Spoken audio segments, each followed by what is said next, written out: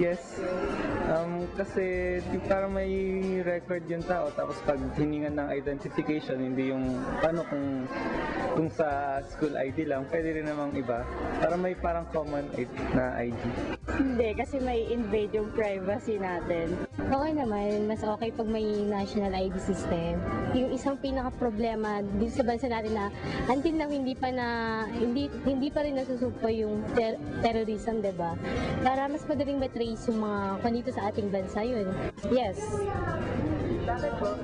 Kasi siyempre kailangan ng ID pag kunwari nasa work ka, gano'n. Kasi para ma-identify kung doon ka nga nag-work. No, kasi parang sabi niyo nga, parang i-inject siya sa bloodstream, di ba?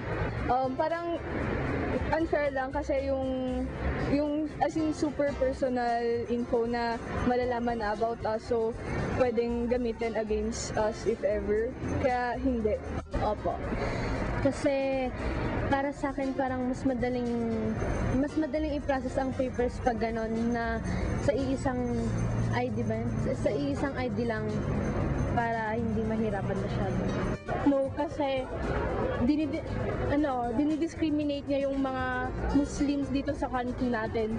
Sila yung mismong may ayaw ng ID system. The Christian community or other communities here in our country, iniisip nila na Muslims talaga yung terrorist. So, kapag may mga Muslim na ayaw tanggapin yung ID system, they think na na terrorist na yung mga yon.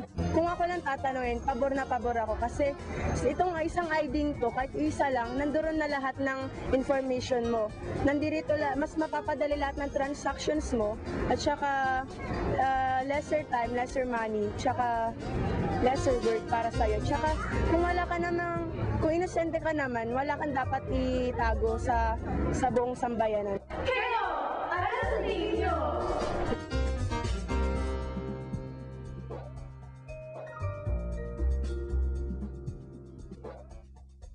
Ang Kabataan Express ay hatid sa inyo ng UNICEF.